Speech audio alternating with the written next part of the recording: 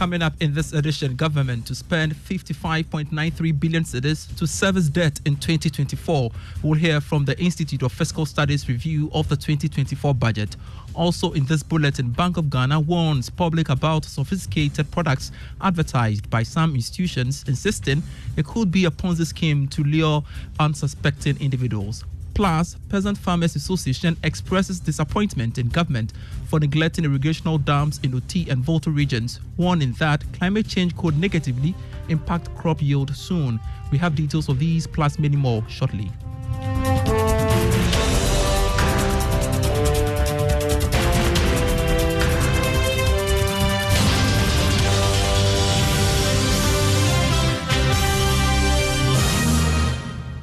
Always a delight to have you on. I am Pius Kujubaka. To our very first story, the government would spend 55.93 billion cedis as interest payments in 2024. That's according to the Institute of Fiscal Studies. This is 21.16 billion cedis higher than the estimated outturn for 2023. In its 2024 budget, it said interest payment for this year is estimated at 34.7 billion cedis, about 4.1% of the size of the economy. Again, non-interest expenditure is budgeted to grow in nominal terms to about 182.3 billion cedis in 2024 from 144.2 billion cedis in 2023. Generally, the institute said the government expenditure will rise. This is compared to an estimated lower revenue, meaning the government will miss the fiscal deficit of 5.3% in relation to the size of the economy. It described the 2024 revenue target as over-optimistic and difficult to achieve. Excluding the pandemic-induced outturn of 14.1% of the size of the economy in 2020, total revenue and grants have ranged narrowly between 15% and 15.8% of gross domestic product since 2017, despite the various revenue measures outlined in previous budgets. A Business Desk report. Now, the Bank of Ghana is warning the public to be wary about sophisticated products advertised by some institutions that are not easily understood. The regulator maintains it could be a Ponzi scheme meant to lure unsuspecting individuals to invest in fraudulent products. There is more in the following Business Desk report.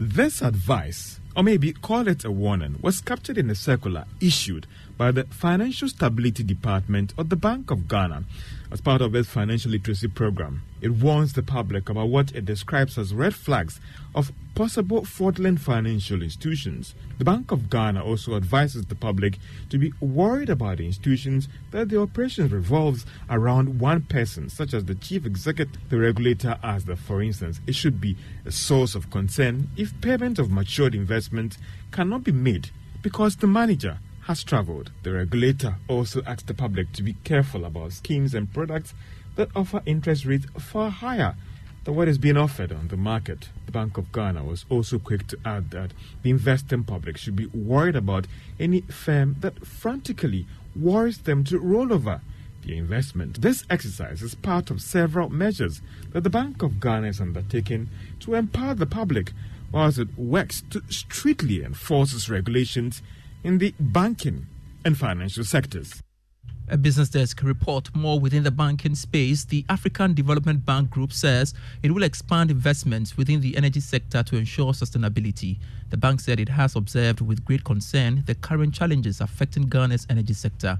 Country manager for the bank, Jerusalem Fasika, reiterated the AFDB's commitment to continue to aid in the development of the sector to support businesses. She was speaking at the launch of PURC Database Management System Phase 2 initiative. Affirming the African Development Bank's commitment to continue support soft infrastructure initiatives as the projects are to complement the hard infrastructure in the energy sector, such as power plants, transmission lines, towards the attainment of universal access to electricity in Africa as envisaged under the African Development Bank's New Deal on Energy for Africa and the Sustainable Development Goal number 7. Jerusalem Fasika is the country manager for the African Development Bank. To some agric stories, the Peasant Farmers Association of Ghana has expressed disappointment in government for refusing proposals to create irrigational dams in the farming areas of Oti and Volta regions. According to the association, research and survey works have shown that dams in the region could greatly impact on crop yield. Speaking to Joy Business, the executive director of the association, Charles Nyaba, said the negative impact of climate change has necessitated the need for irrigational dams to avert food shortage. Yeah, so we talk of climate change. You see, you cannot talk of addressing climate change by giving tax exemption to electric vehicles without talking about real investment in irrigation. Okay? If you take from a Volta Oti river, if we were to create smaller dams along that catchment areas, where even if the Akosombo Dam is overflown, the water will run into that. We will make good use of that during the dry season. That was not done.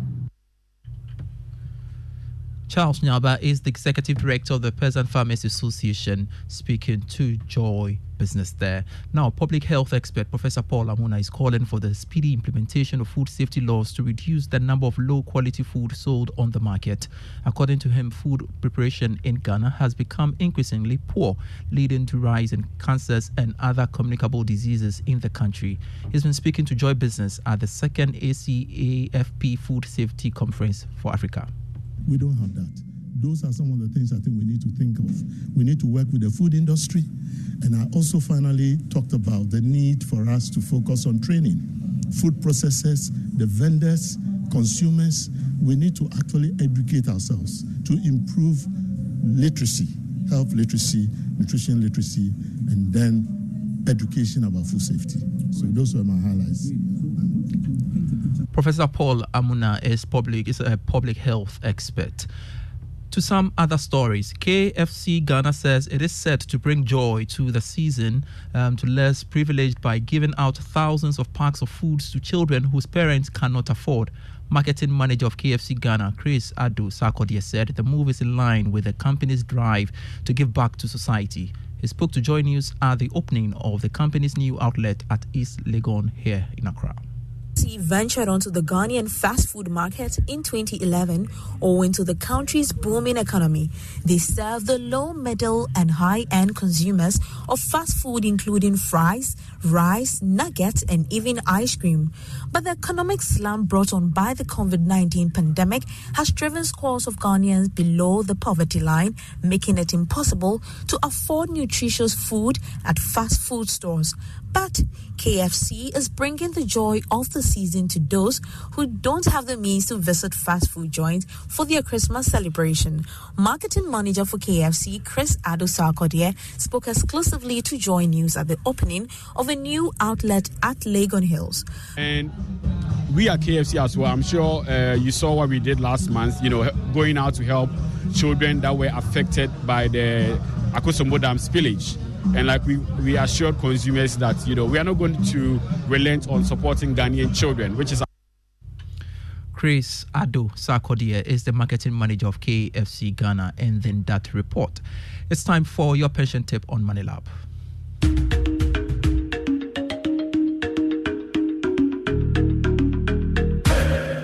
Hello, welcome to Money Lab. My name is Kofi Poli, Chief Operations Officer of People's Pension Trusts. We are still on our pension tidbits on Money Lab. Today, we want to look at the relevance for having a pension plan. It is very important to have a pension plan because once in our lifetime, we have the strength to work, to go look for a job, to go make money. As life goes on, there will be a stage where we do not have that strength to go look for money again. And this is where your pension plan will kick in. And that's why we say that pension plan offers us income security in old age, or for that matter, reduces old age poverty. Thank you once again for being with us, and we'll continue with our pension tidbits on Money Lab in our next episode.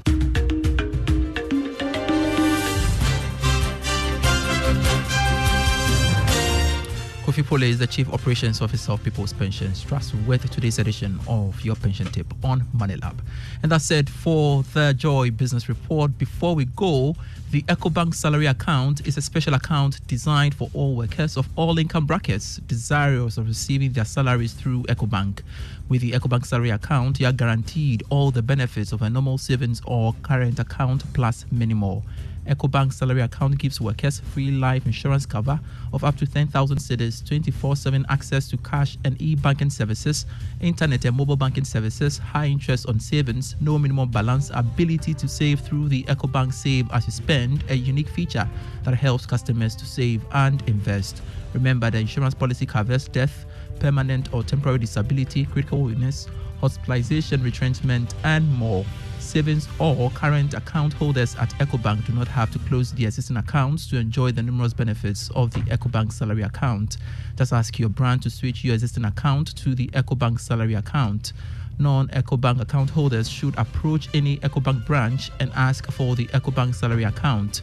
Switch your salary account today and enjoy amazing benefits at EcoBank.